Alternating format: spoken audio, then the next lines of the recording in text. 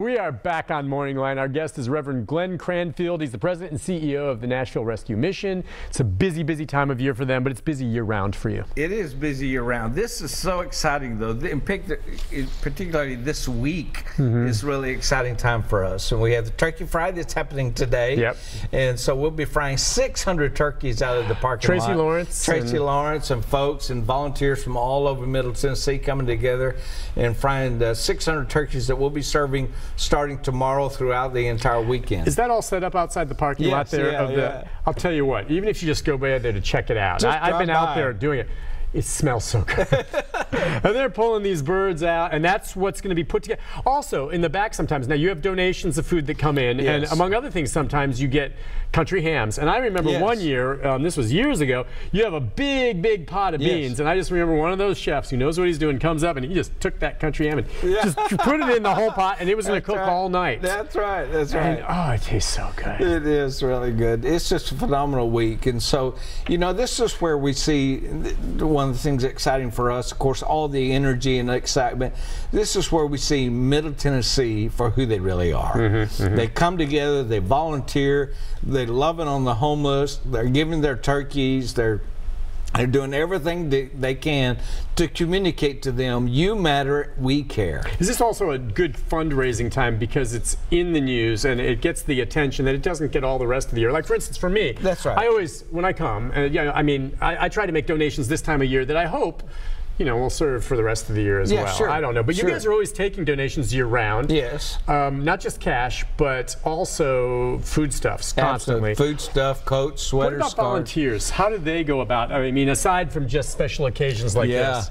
We have an incredible volunteer force. And so to go to the website at NashvilleRescueMission.org and click on the volunteer tab there, and there is just a plethora of information on how you can be involved, how to get involved, different things you can do, and just encourage people to do that. It's just so rewarding to be able to help. We have volunteers, we have volunteer staff members, we have people that are working 30 and 40 hours a week as volunteers, and so it's just incredible. We couldn't do it without them. And I have no doubt, you may not think you have something, I guarantee you do. We're not just talking about cooking or anything. You need folks to maybe help someone with a resume or mentoring, to mentor them and things like this. Teach a class. I mean, I guarantee you have a skill that they could use. Yeah, absolutely. Absolutely. Let's go next to Paul, I believe. Paul, good morning. Hi, Paul. Hey, good morning, Nick. How you doing, brother? Good. Good to hear from you, sir. Hey, good morning to the good Reverend there. Nick, in this time of year of giving thanks, I'd like to say that I am certainly thankful for the Nashville Rescue Mission. Nick, this is one of the great institutions of our city, Nashville, one of the great icons. Nick, they do so much good work throughout for the homeless people and needy people of Nashville.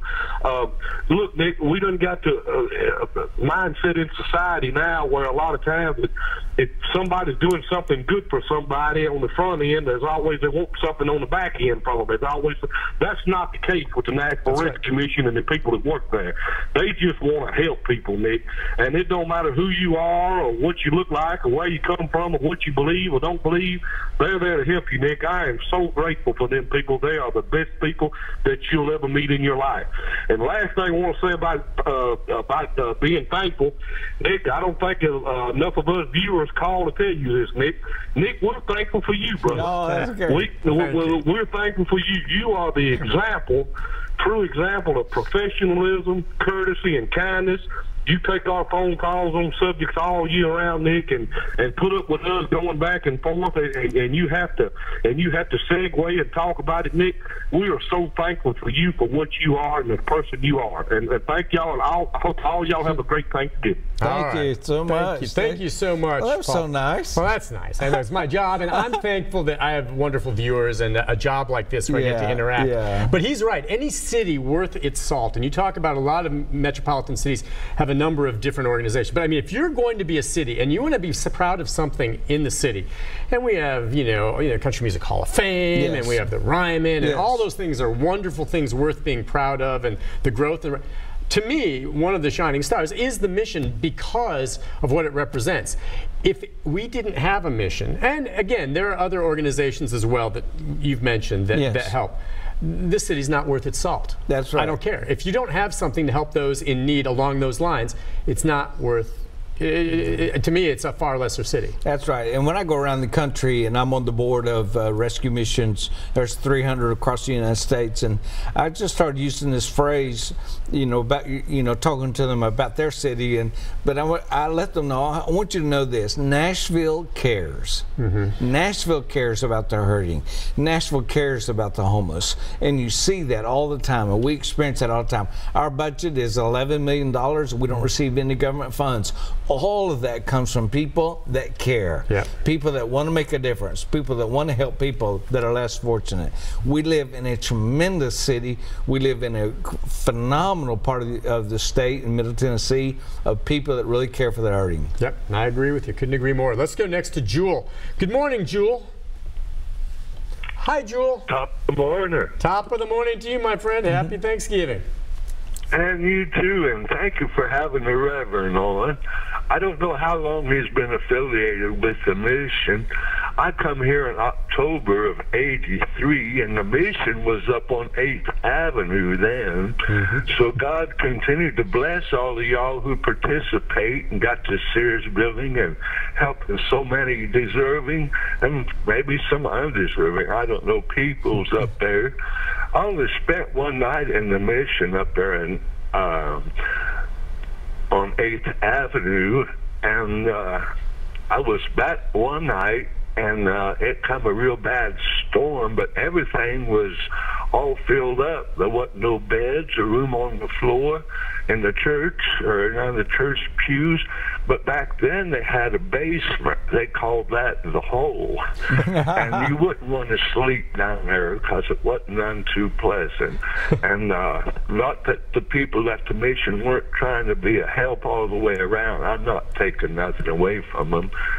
But I took out and ended up underneath the Woodland Street Bridge on a landing. I found me a cardboard box, and I stayed in there and played on the streets. At the time, for $1.25 at the Salvation Army or Sally, you could get a hot shower, a bed, and all you can eat. But for 75 cents, at least you got a meal. But I stayed up underneath the Woodland Street Bridge on that landing, and then when they built one Nashville place, I got me a regular job there from the basement plumb to the top where they put a Christmas tree on top of the high-rises. And so I understand what it's like to be out there. I've done good for myself, picking in and grinning along the way, and I have much to be thankful for. So I just want to say once again, God bless you, Reverend, and all them out there, and Tracy Lawrence. I met Tracy when I played at Tootsie's years ago. So he's a fine lad, and he's doing a good job. And I just want to give a shout out and say happy holidays to y'all. Have a beautiful day. You too. Thank you. Jewel is truly a gem. That man can tell stories, and he's lived on the street. He's a talented musician. He's an animal lover, and he's been through it. And so there's someone who can appreciate. There's no hole at the new mission, is there? No, and that's one of the exciting things is when they moved to the Sears building, like I said before, we don't turn anyone away. There's not a hole, and it's a place where we can put mats down on the floor in the huge chapel when we have overflow, what we call overflow. Just no one has to be turned away in the cold or in the rainy weather or snow or ice. We're there to help you. Let's take a break on that note. We'll come back with a few more phone calls, wrap it up in our final segment with the good Reverend here right after this. Stay with us.